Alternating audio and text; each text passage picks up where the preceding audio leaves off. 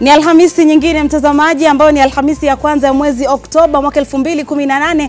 Karibu katika taarifa zetu za Mwanga wa Ebru jioni ya leo, ambapo nimekuandalia mengi ikiwemo yaliyojiri katika maonyesho ya kilimo hii leo. Nami Davis Mberi nitakuwa nazama nawe hadi viwanjani kujuza yapi yamejiri katika michezo mu nchini na hata Ulaya.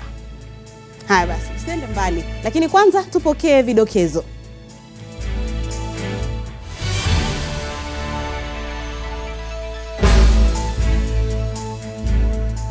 Rais Uhuru Kenyatta atoa onyo kali dhidi ya bodi ya kitaifa ya nafaka na mazao NCPB dhidi ya madai ya visa vya wizi wa pesa za wakulima. Ripoti ya shirika la IMLU yabainisha kuwa visa vya mauaji ya kiholela vimeongezeka maradufu huku vingi vikikosa kuripotiwa. Na kwingineko, je, waufahamu ugonjwa tegemezi wa virusi vya ukimwi aina ya herpes zoster na uhusiano wake na gonjwa hilo?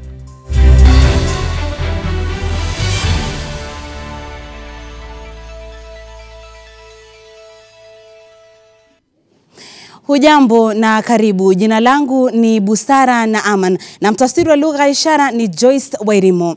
Rais Uhuru Kenyatta ameonya vikali bodi ya kitaifa ya nafaka na mazao NCPB dhidi ya wizi wa pesa za wakulima wa mahindi. Akihutubu katika ufunguzi wa maonyesho ya kilimo hapa jijini Nairobi, Rais Kenyatta pia amemtaka waziri wa kilimo Mwangi Kunjuri kuwajibika ili kuhakikisha kwamba maslahi ya wakulima wa mahindi yanatiliwa maanani. Bodi hiyo yenye jukumu la usimamizi na kutafuta soko kwa nafaka kama vile mahindi imekumbwa na tuhuma za ubadhirifu wa fedha za umma zipatazo bilioni 5.6 katika siku za hivi majuzi. Katika sakata hiyo, waziri wa kilimo Mwangi Kunjuri alikiri kuwa kuna wahusika wakuu wa kashfa ya mahindi kando na wale walioorodheshwa kulipwa kwa mahindi waliopeleka kwa depo za bodi ya kitaifa ya NCPB. Sakata hiyo ilimuona aliyekuwa katibu katika wizara ya kilimo Richard Lesiampe kukamatwa na kufikishwa mahakamani. Na hii leo, Rais Uhuru Kenyatta ameapa kutoa adhabu kali iwapo tukio kama hilo litajirejelea. Na tunajua haswa hawa watu wa National Cereals Board, badala ya kulipa wakulima wale ambao wametoa jasho yao kwa mashamba yao ndio wapate mahindi wauze waweze kusomesha watoto wao, walienda na wakaanza kulipa matajiri na wengine huko matraders, wakamaliza pesa kwa traders badala ya kulipia ule mkulima ambaye ametoa jasho. I promise you and I swear before God, you try that again and you'll see what is going to happen to you. Sisi hatutaki mchezo tena, kwa sababu tumeona yale ambayo mmefanya na wale ambao walifanya tutawafuata. Huku hayo yakijiri, gavana wa Nairobi Mike Sonko anawataka wafanyabiashara na wauzaji wa unga wa mahindi katika kaunti ya Nairobi kushukisha bei ya bidhaa hiyo mara moja kufuatia amri ya serikali. Mimi napeana onyo kama gavana wa Nairobi, wenye maduka wote Nairobi, wenye supermarket wote Nairobi, serikali, bunge, Rais Uhuru hajaongeza bei ya unga. Unga paketi ya kilo 2 serikali imesema iuzwe shilingi 75 bob. Na iwapo watakaidi amri ya gavana Sonko, wale wote wanauza unga zaidi ya 75 bob, whether wewe uko na wholesale, Isili, uko na supermarket, tutaitisha license zetu, tufunge duka yako na tukupeleka kotini kwa kutapeli wa Kenya maskini walio wengi. Viongozi hao walizungumza mapema hii leo katika hafla ya ufunguzi wa maonyesho ya kilimo katika kaunti ya Nairobi. Nikiripotia Mwanga wa Ebru, jina langu ni Kenneth Kazungu. Mimi nakushikilia hapa. Uchaguzi mdogo wa useneta katika kaunti ya Migori umefikia kilele hii leo, huku chama cha ODM kikichana kila pembe ya kaunti hiyo kumpigia debe Ochilo Ayako. Siasa za kura ya maoni kufanyia mabadiliko katiba hata hivyo zimesheheni, huku kiongozi wa ODM Raila Odinga akishikilia iwapo wa Kenya watakumbatia wito huo hakuna atakayepinga. Aidha, amemtaka gavana wa Migori Okoth Obado kubeba msalaba wake katika kesi inayomkabili ya mauaji.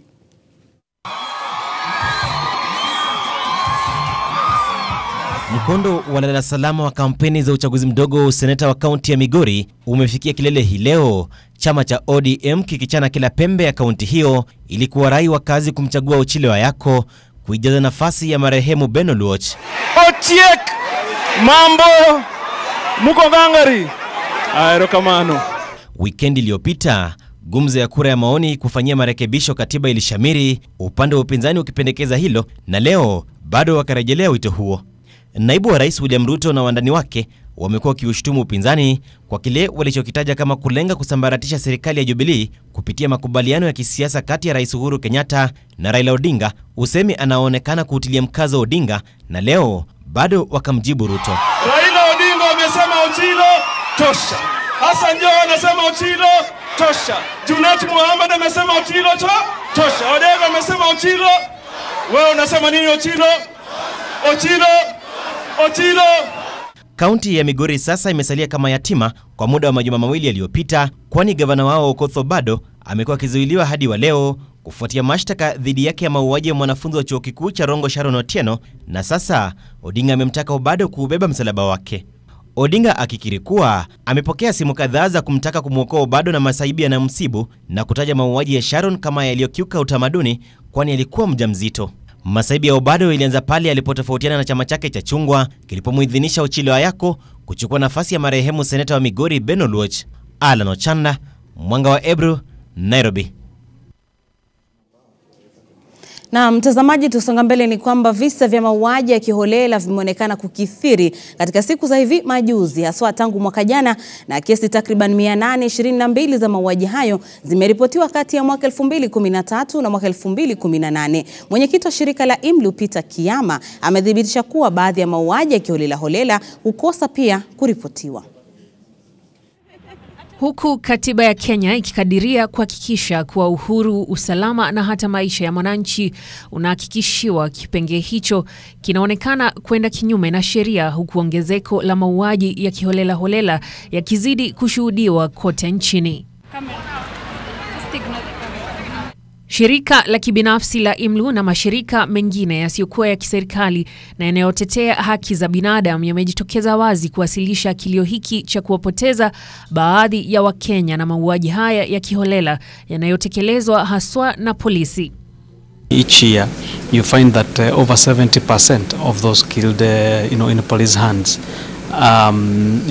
If we have information available that over 80% have been executed, have been killed by police extrajudicially. Mwenyekiti wa IMLU Peter Kiama amedhibitisha kuwa kesi 822 zimeripotiwa kati ya mwaka wa 2013 na mwaka wa 2018, na miongoni tu mwa kesi zingine ambazo hazijaripotiwa. Most of them are not investigated because the police will not investigate themselves, and where they're supposed to be reporting to the Independent Policing Oversight Authority IPOA, they do not report in most of the cases. Kiama hata hivyo kwa zaidi amesitiza kuwa kukosa kupewa na kuhakikishiwa usalama kwa mashahidi wanaposimulia visa vya mauaji imepelekea kuwepo kwa mauaji haya na hata kukosa haki katika kesi inaposhughulikiwa.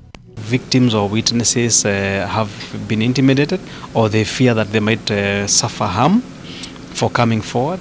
The Witness Protection Agency is supposed to support them. However, we still do believe that there's room for improvement for the Witness Protection Agency. Na iwapo katiba itafuatwa kuhakikishiwa usalama na uhuru wa wananchi kutokana na mauaji ya kiholela, basi ni sharti polisi wawajibike katika utendakazi wao wa kuhakikisha kwamba wanalinda kila mwananchi na kuhakikisha kuna amani. Kidole cha ilani hiyo ikipewa shinikizo kwake Inspector Generali Joseph Boynet. Na bila shaka mtazamaji, natumai kwamba mikakati zaidi itawekwa kuhakikisha kwamba visa vya mauaji ya kiholela humu nchini vinapungua maradufu. Na tukiachana na hayo, tuangazie masuala ya maji sasa, ambapo gavana wa Tharaka Nithi Muthoni Njuki sasa anaunga mkono kauli ya gavana wa Murang'a Mwangi wa Iria, ambaye anataka kaunti jirani kama vile Nairobi kulipa ada ili kutumia maji yatokayo katika eneo hilo. Wakati huo huo, gavana wa Nairobi sasa anatishia kuchukua hatua dhidi ya gavana Iria kufuatia kauli hiyo. Gavana wa Tharaka Nithi Muthoni Njuki amekanusha madai ya waziri wa maji Simon Chelugui ya kuwa maji ni mali ya nchi ambayo yanafaa kunufaisha maisha ya watu wote humu nchini. Kulingana na Njuki, uhaba wa maji unayokumba kaunti ya Murang'a umesababishwa na serikali kuu ambayo inasambaza maji katika kaunti tofauti, huku akimuunga mkono gavana wa Murang'a Mwangi wa Iria. Hii ni kufuatia mzozo wa maji katika kaunti ya Murang'a, ambapo serikali ya kaunti inawataka wakazi wa huko kufaidi kutoka kwa rasilimali hiyo ya umuhimu. Ningependa kuambia waziri hivi kwamba maji ni devolved. Maji imepatiwa kaunti, na kwa sababu kaunti inajulikana na wananchi, na haiwezekani kwamba wananchi wakiwa pamoja na serikali ya kaunti na gavana watakubali kwamba serikali ya national iunde miradi katika locality ya kaunti, lakini hiyo miradi inaenda kusaidia watu wengine wa mbali na wale watu ambao wanatoa maji wa bila kitu.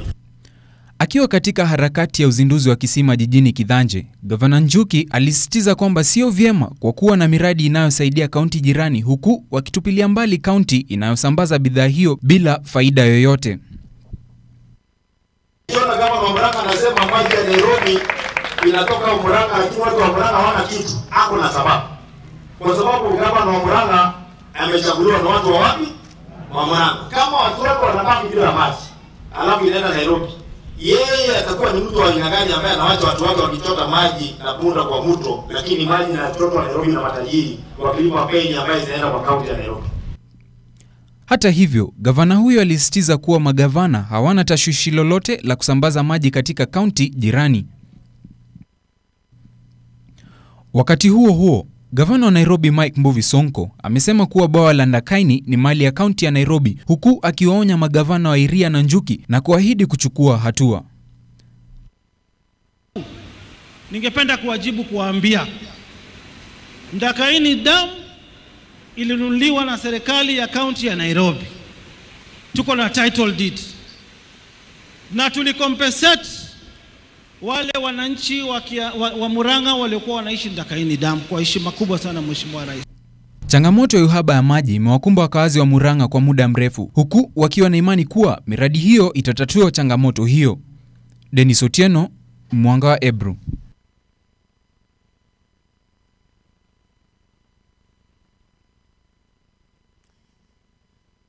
Na mtazamaji, siasa za Kenya zimeanza kuchukua mkondo mpya, ambapo wapiga kura hawaegemei upande wa ukabila. Jamii ya Wakalenjin ni miongoni mwa jamii ambazo zimeweka kando taasubi ya kikabila baada ya kumchagua Mishra Kiprop Arap Chelule kutoka taifa la kigeni la Kihindi kuongoza kama mbunge. Katika makala yetu ya kila siku ya Alhamisi, mwanahabari wetu Jeff Khaemba anakupa undani wa taarifa kuhusu safari ya kisiasa ya Mishra Swarup Kiprop. Mishra Kiprop Arap Chelule ndiyo majina yake kamili. Kiongozi huyu aliyechaguliwa kama mbunge wa Keses licha yeye kuwa mzaliwa wa taifa la kigeni la Kihindi. Kiprop ndilo jina lilotuka na wenyeji wa Kalenjin kutokana na utendakazi wake. Angalau kuweza kupata kisangere nyuma kuhusu Mishra, tunapatana naye ofisini mwake katika hospitali ya Medihill mjini Eldoret. Mishra Kiprop is a common man of our Kenya, the great country. He came to this country in 1997 and now he had 3 lives: academics, business and politics. Kwa sasa Mishra ni Mkenya daima na enzi taasubi na mienendo ya jamii ya Kikalenjin. When I came to Kenya, I was naturally impressed and attracted by the behavior, the humbleness the welcoming. Kando na kuwa mwanasiasa, Mishra anayevalia pete ya dhahabu ni daktari wa gynekolojia. Mishra ni mzaliwa katika mtaa wa Odisha nchini India. And my family agreed with me, so we stayed back. And then what happened at the end of the day, Kalenjins, the Wananchi, they are so good at heart. Mbunge Mishra anasimulia kuwa alimpata mpenzi wa Dr. Pallavi Iyengar akiwa chuoni. My wife, she's I always forget her, I don't know why. She's a gynecologist like me. Kwa sasa anao watoto wawili pekee. Oh, you see, I am an African, but I could not help it. My wife is have Indian mentality and she's a gynecologist. She knows how to prevent. I cannot help it. So at the end of the day, I had only 2, but I wanted 4. Kama msomi wa masuala ya udaktari, Mishra aliamua kufungua hospitali ya Mediheal angalau kuwahudumia wa Kenya. Translated to business into Mediheal group of hospitals, that is multi-speciality hospital for high-end medical medicine practice. Hospitali ya Mediheal, anasema Mishra, kuwa imewapa sio tu wenyeji ajira ila wahi. Politics is a calling from God. Politics can be misused and used both way. It is a double-edged sword. Je, safari ya kisiasa ya Mishra ilianza vipi? Yes, they came to me in my office.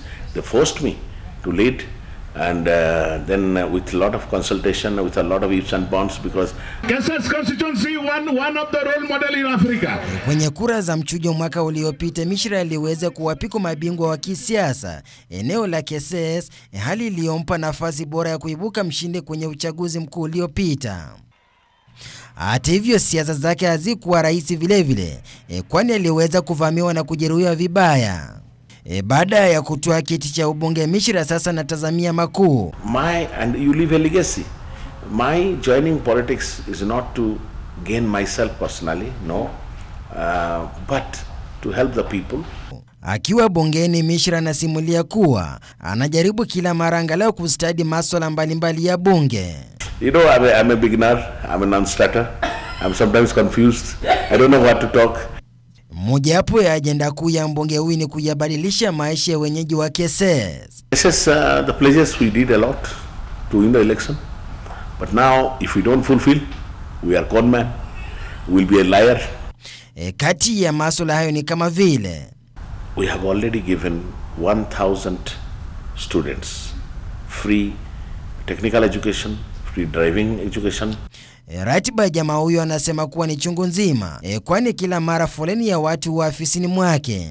The day I don't sleep, the late night I have to sacrifice the whole day, I have to sleep, otherwise I can't, I'm a human being. Na mwisho kabisa, golf is very far from me, though I bought all the golf kits and everything. They are like in a museum in my house. And nikiripotia Mwanga wa Ebru, jina langu ni JF Khaemba.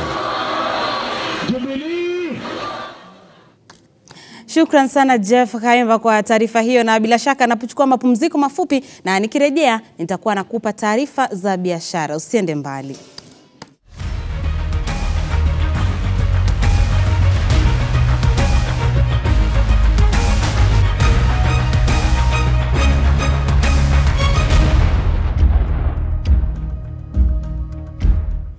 Karibu mtazamaji, na kama njia moja kuhakikisha kuwa taifa hili linaweza kufikia hali ya usalama wa chakula pamoja na kuendeleza uvumbuzi humu nchini, serikali ya kitaifa imeelezea hakikisho lake la kuweza kuongeza uwekezaji katika kilimo. Akizungumza hii leo wakati wa maonyesho ya kila mwaka ya kilimo hapa jijini Nairobi, Rais Uhuru Kenyatta amedokeza kuwa amebuni mikakati ya kufikia kiwango cha kujitosheleza kikamilifu. Huku taifa likiwa na takriban idadi inayokuwa kwa kasi barani Afrika ikiweza kufikia milioni 48, rasilimali za kitaifa huenda kwa kiwango kikubwa zikaweza kwa adimu. Kutokana na hili, ambapo ni kati ya ajenda kuu za serikali ya Rais Uhuru Kenyatta katika kuhakikisha kuwa taifa limeafikia ubora na kuwa salama katika hifadhi za chakula. We are also conscious of the threat of climate change and unpredictability of weather conditions and its likely adverse impact on agricultural production. The coverage of the agricultural and livestock insurance programs that we adopted a few years ago will be widened. Changamoto ibuka kama vile mabadiliko katika hali ya anga na misimu ya mvua ni jambo serikali inatilia mkazo katika kuhakikisha kuwa taifa hili haliathiriki pakubwa. Hata hivyo, serikali imeweza kuhakikisha kuwa inaweza kukumbatia masuala ya teknolojia kama njia ya kurahisisha kilimo pamoja na kupunguza gharama za uzalishaji.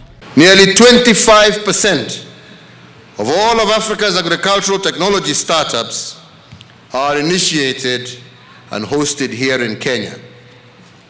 We are preparing the e-registration of all farmers in order to create an agricultural digital and analytics tool on a national scale. Hafla ya mwaka huu iliweza kushuhudia maonyesho ya bidhaa mbalimbali ambazo ziliweza kuweka shina katika teknolojia na uvumbuzi. The biggest challenge is in feeding. Yeah, because you have to feed a balanced diet. The feed is supposed to comprise of so many things which will comprise of a balanced diet, which will make a good diet for the cows. We have the confidence that the government will be supplying this house. We are also encouraged by the new government policy on the National Housing Fund, because what we are now talking about is the government is going to have funds and it can commit with the private sector to supply the houses, because we have the technology and the government will having the funds and the land. Kando na hayo, serikali ya kitaifa inapania kuhakikisha kuwa imetekeleza sera kikamilifu ili kumlinda mkulima pamoja na kutekeleza uandikishaji wa wakulima wote nchini kwa njia ya kielektroniki. Kevin Kabuya, Mwanga wa Ebru, Biashara. Na kwengineko mtazamaji ni kwamba Benki ya Maendeleo ya Afrika imetoa kitita cha shilingi bilioni 45 ili kupiga jeki miradi ya maji nchini. Wizara ya Maji inasema kuwa fedha hizo zitagharimia miradi katika miji mbalimbali humu nchini. Wizara ya Maji inasema kuwa tayari miradi 17 ya maji imeanza kutekelezwa katika miji kama vile Marsabit, Homa Bay, Kapenguria, na miradi hiyo inatarajiwa kutekelezwa katika majimbo yote nchini, which is going to increase our coverage by almost 10%. The population that is going to be covered is about 1.3 million.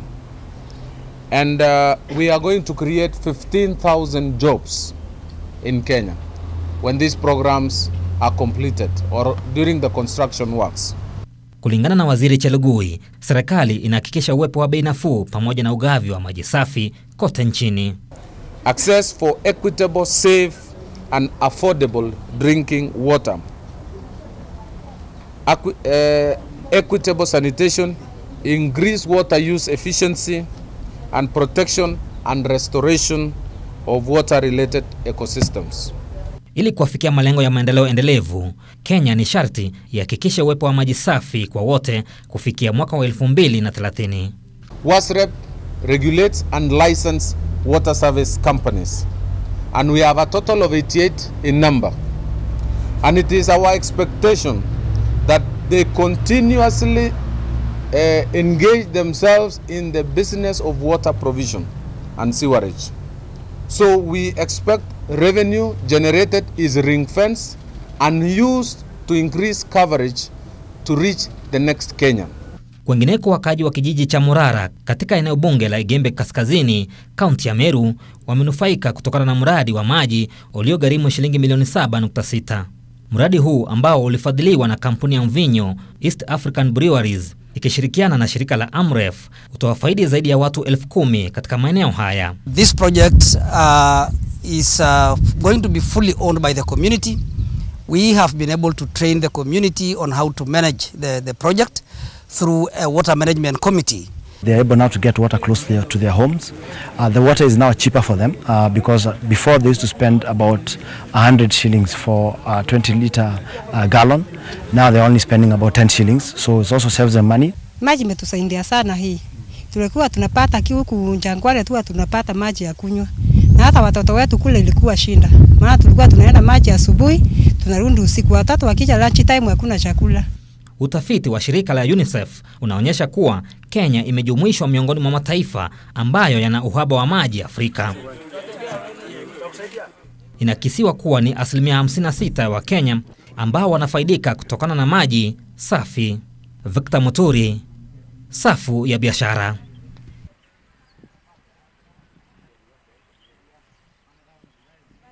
Hiyo inahusiana na masuala ya maji, basi na nipemie fursa ya kupumzika kidogo, lakini usende mbali, manake mwana spoti Davis Mberia anajaajaa baada ya sekunde chache kukujuza yaliyojiri viwanjani.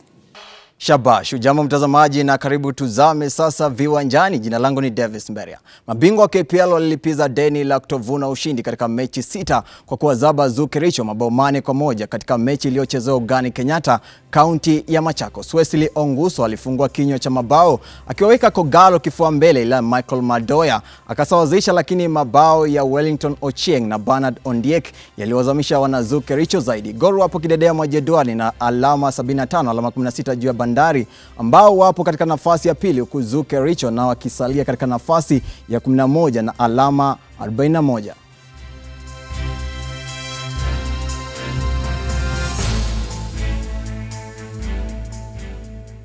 Tukielekea katika mchezo wa volleyball, ni kwamba ndoto ya timu ya volleyball kwa kina dada Malkia Strikers kutinga katika raundi ya pili ya mashindano ya shirikisho la volleyball duniani ilizimwa baada ya kucharazwa seti 3 kwa nunge za 25-5, 25-7, 25-15 na Dominicana mechi ya kundi D. Kenya walihitaji kutoa ushindi katika mechi hii ya mwisho ya kundi D kufuzu katika raundi ya pili, ikizingatiwa kuwa walikuwa wamepoteza mechi 3, ila hapa mambo yakakwenda fyongo. Vipusa wa kocha Jafeth Munala wanasalia katika nafasi ya 5 katika kundi D, huku Dominicana wakiungana na Brazil, Serbia na Puerto Rico wakifuzu, nao Kenya na Kazakhstan watalazimika kucheza mechi za kufuzu tena.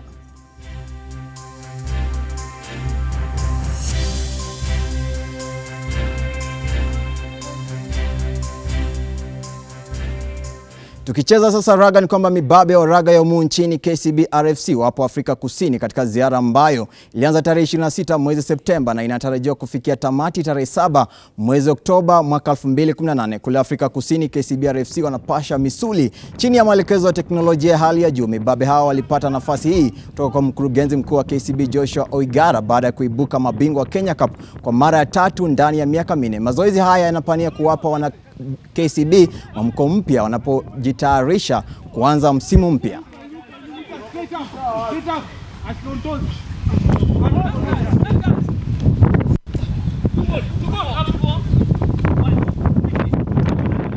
Sina la ziada ila kutilia kikomo habari zetu za michezo. Naomba ungane nami hapo kesho nikujuze yepi atakuwa yamejiri viwanjani. Kwa wakati wote ule niite Davis Mberia nami nitaitika. Kwaheri. Nami mtazamaji najulikana kama Busara na Aman, na mwenzangu alikupa taarifa hizi kwa lugha ishara ni Joyce Wairemo. Nasema shukran sana kwa kujiunga nami. Kesho pia ni siku saa 1 jioni ndani ya Mwanga wa Ebro. Alamsiki.